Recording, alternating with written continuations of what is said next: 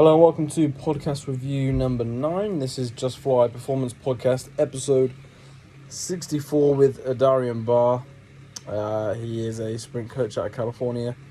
He's a bit of a maverick in the sense that he's an inventor as well, which is interesting. He has his own kind of shoe inventions where he literally gets shoes and then cuts them up and makes people run in them and they just run faster immediately, and he's an absolute genius. But he's one of those, I feel like he's one of those geniuses that isn't appreciated yet and probably will be, unfortunately, probably when he's dead, or even maybe when he's retired, kind of thing. But yeah, it was called, so Joel Smith and Adarian Barr, it's called Biomechanical Truths in Coaching Myths in Sprinting. So another sprint heavy one, talking about truths and myths.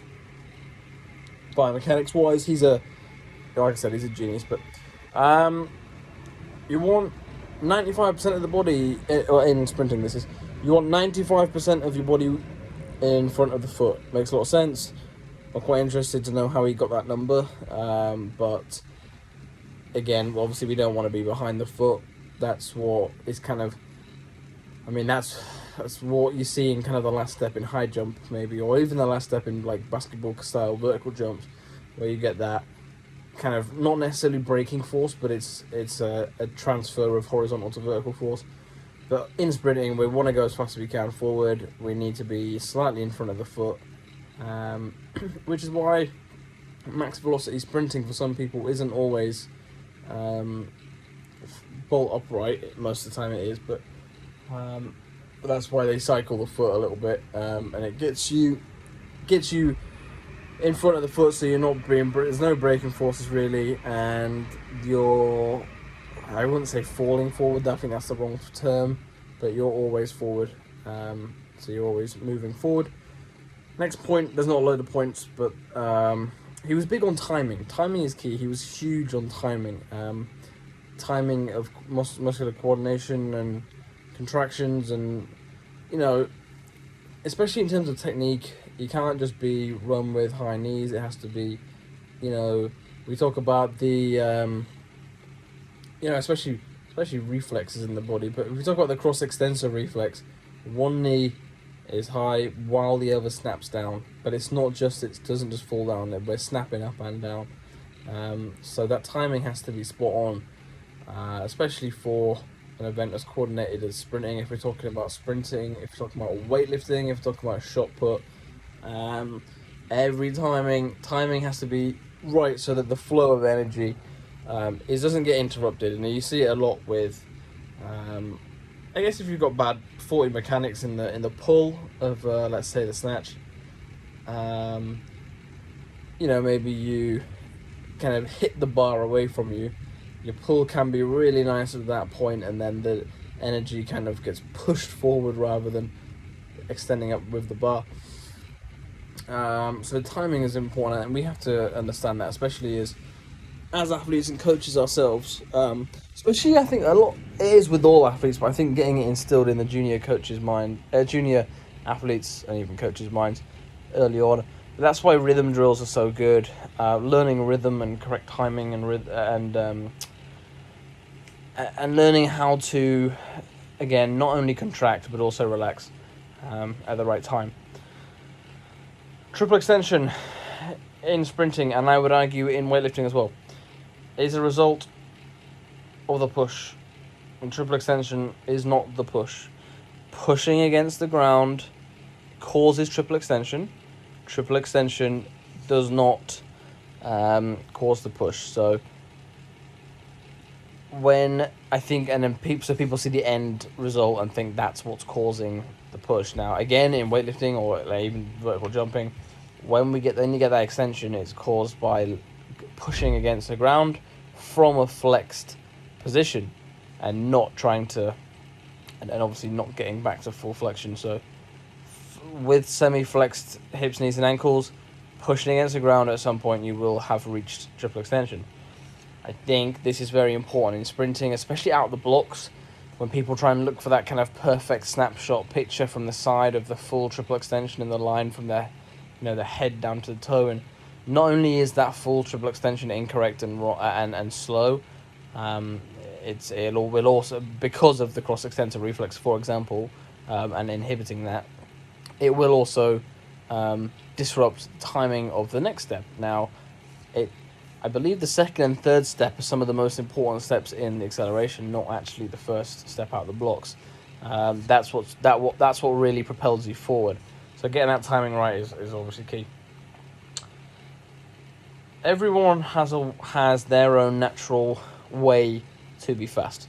The issue with technical models, and this is the same with any sport, is that we think that there is one technique, and we also think that the XYZ technique is perfect for everyone, and we're trying to make everyone fit that mold, even if they're any kind of mobility in restrictions or joint restrictions or segment length differences. We're always trying to make everyone the same way, rather than kind of maximising what they already have. So there's a good sprinter at Wimbledon who, I'm not going to mention his name, but he's one of in the top group, and he's unbelievably fast, and he runs a little bit differently from everyone else. But I actively don't see the coach trying to correct it, and I fully agree with that. I think that's one of the worst things you can do is try and change someone's natural style, really, especially if it's working so well. And what you see at the top end anyway is that the top end guys, they're far away from the technical model anyway. The technical model is based on people who run like 10.9, maybe 11 kind of seconds. That's what he said, was it? Yeah. And I guess that's the same in weightlifting, is that the technical model, I honestly can't think of many top level weightlifters other than Lasher. Now bear in mind he is the best ever, so fair enough, but maybe Kuo, the Chinese Taipei lady. Other than them, I can't think of anyone who has textbook technique. Everyone has their own nuances. I fully disagree that it should be so far away from the manual, I guess, that it's causing issues, but there isn't one perfect technique. And the final point is, we're always trying to fix something as coaches, but I guess the human body has a way of being efficient. The example they gave was Bob Hayes, Bullet Bob Hayes. I think he might have been one of the first guys under 10 seconds. Had really flat feet, and they were trying to fix it for ages. And he then, the benefit of him having flat feet is he had more torque on the ground. He could not only could he apply force for longer, but it allowed him to move with a little bit more mobility, being flat-footed, and that really helped him. So what's to say that it's a nightmare, really, but I think in weightlifting it's probably a little bit different. But then I guess, you've got that lift. I guess like Shizi Young is, with the exception of on the men's side, with the exception of maybe Lasher, Shizi Young is the one other guy who, if he lifts one lift in each snatch and clean jerk, he's gonna win. Like, he's that far above everyone else. He's the Usain Bolt of weightlifting, basically. If he turns up, he wins. He's very, very imbalanced. I would say his technique is far from ideal, and I mean it's very good, but it's not close to perfect. It's not traditional, but he's absolutely ridiculous. And it's interesting how when someone isn't ridiculous, but their technique is the same, people would jump at them and say that's a terrible technique. But when an elite lifter does it, it's not. So you have to give people time, I guess, obviously. But you really got to think about just don't give in to these coaching stereotypes, basically. Just pave your own way.